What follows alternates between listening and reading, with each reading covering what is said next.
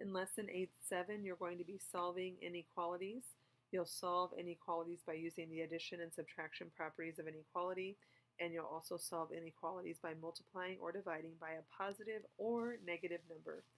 So in the middle of the page on 367, you have a key concept, the addition and subtraction properties, and I want to make sure that on your note sheet you fill in the examples right here. So 5 is less than 9. Does it matter if we add 4 to both sides? Well, 5 plus 4 is 9. 9 plus 4 is 13. 5 is less than 9 and 9 is less than 13.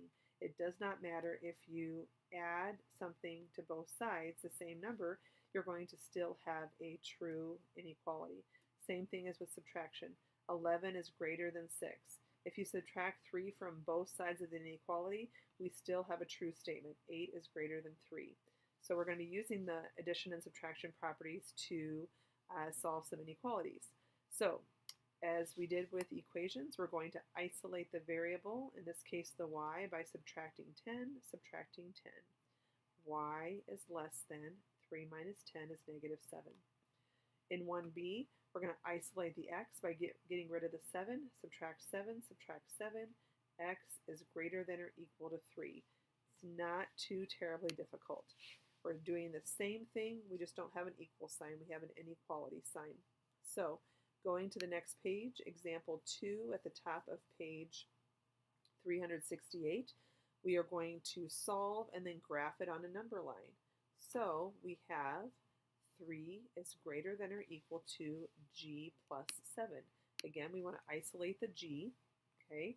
And so we're going to circle that and get rid of the 7 by subtracting 7, okay? 3 minus 7 is negative 4. Negative 4 is greater than or equal to g. And this is where it gets a little confusing for students because they know that the number line is going to be at negative 4, and they know it's going to be a closed circle because it's greater than or equal to, but they'll think that greater than or equal to sign and they'll go up and to the right, and that's not the right way. Okay, remember negative 4 is greater than or equal to g is the same thing as g is less than or equal to negative 4. So this would actually be a negative 4 closed circle with an arrow going to the left. Okay, and let's just think about that. Let's pick a number less than negative 4. Let's just say negative 10. Let's put negative 10 into this inequality. What's negative 10 plus 7? Well, that's negative 3. Is 3 greater than or equal to negative 3? Yes, it is. It's true. If we had put the arrow to the right and picked a number like, let's say 0, let's plug that in. Let's say 3 is greater than or equal to 0 plus 7. Is that true? 3 is greater than or equal to 7? No, it's not. That's why that arrow was not pointing in the right direction. You always have that ability to check your solution. In 2b, we're going to get rid of the 5/7 by subtracting 5/7. Subtracting 5/7. We have b is greater than 1 and 2/7. Okay? How does that look like on a number line? Well, we have 1 here, and we have 2 here, and we have 0 here. So we have 1 and 2/7 about right here. It's an open circle because they don't have that little equal sign, and then it's pointing to the right. So we have a greater than symbol. Okay? That is how you solve and then graph on a number line. In the middle of page 368, I do want you to look at the examples here. This is where it gets a little bit tricky. So on the left-hand side, did you hear my dog there? He's dreaming. She's dreaming and making some funny noises. All right, so on the, or she's laughing at me, maybe. So we have multiplying by 2 on both sides. That's totally fine. Negative 6 times 2 is negative 12. 10 times 2 is 20. Negative 12 is less than 20. We're good. Okay, and we have dividing by 4. 20 divided by 4, 16 divided by 4.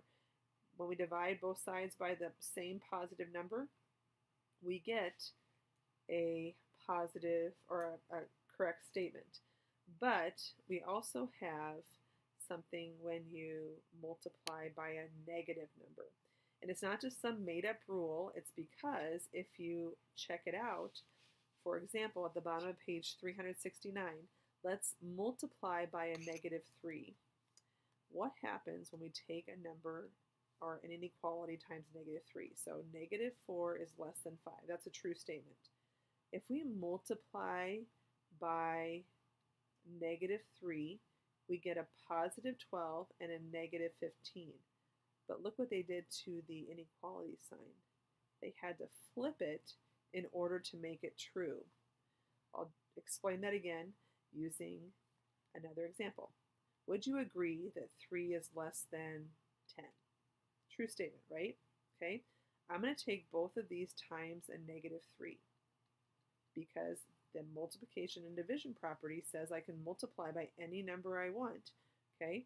What's 3 times negative 3? Negative 9. What's 10 times negative 3? Negative 30. Look what happens when I bring that symbol down. Is negative 9 less than negative 30? No, it's not. Negative 9 is greater than negative 30. So we have this rule, if you will, to follow that if you multiply by a negative number, you have to flip the inequality sign. Not because it's trying to be a real confusing thing for you to learn, but because if you don't switch it, you have an incorrect statement. Let's take a look at this example right here. 18 is greater than negative 12. Divide both sides by negative 3. You have to flip the sign when you divide by a negative number. Let's take a look at that another way. 10 is greater than 4, correct? Yes. Let's divide that by negative 2. As long as I divide both by negative 2, I'm fine. 10 divided by negative 2 is negative 5. 4 divided by negative 2 is negative 2. Is 5 greater than, negative 5 greater than negative 2? No, it's not. Since we divided by a negative number, we have to flip that inequality sign around. Negative 5 is less than negative 2. We'll do some more of those together in practice, but that's just one thing to keep aware of. Example 3, we have a story problem there that we need to translate into an inequality and then solve. So for 3A, we have Alfonso works for a lawn company. It takes him 3/4 an hour to mow a lawn. If he works more than 8 hours, he gets a 1/2 hour lunch. Write and solve an inequality. Find the number of lawns he can mow if he works at least 14 hours. Okay, we're going to start with what we know. It takes 3/4 of an hour, 3/4 of an hour to mow a lawn. And it says, find the number of lawns he can mow. So we don't know that, so that's going to be our x. Okay, 3/4 of an hour times the number of lawns he mows plus a 1/2 hour lunch. Okay, and it says that he works at least 14 hours, so greater than or equal to 14. Okay, so let's take away 1/2 minus 1/2, and we get 3/4 x equals 13.5.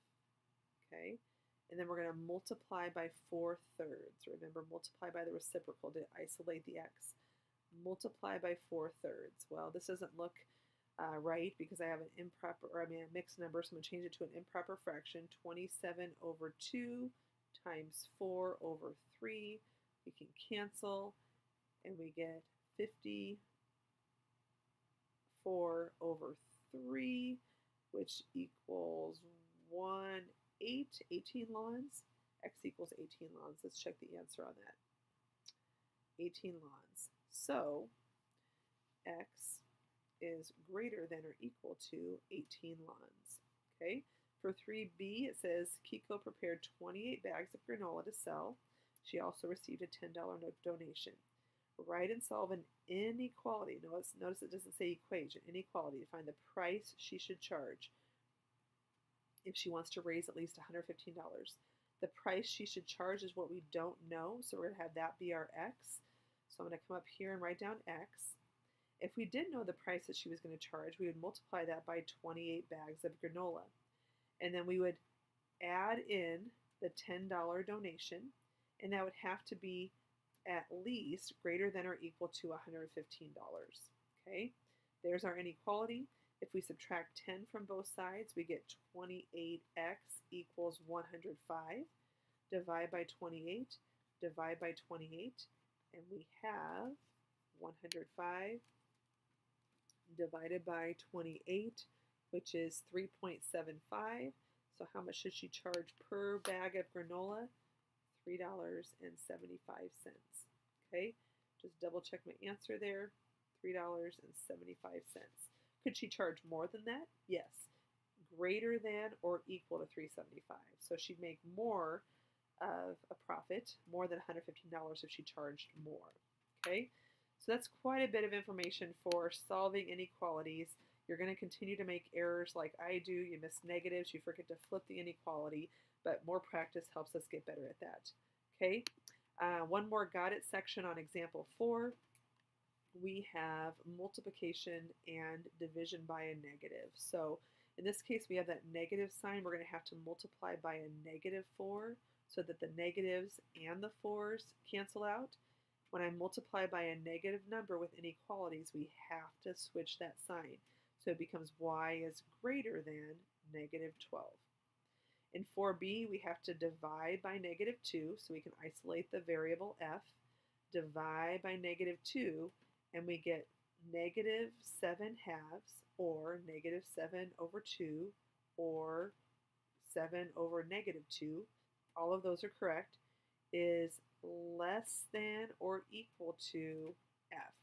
Okay, we could write that as f is greater than or equal to -7/2. Okay, don't let all the symbols confuse you. Just take your time and know that there is a reason to support why you flip the sign and how to work with negatives. So let me know if you have any problems.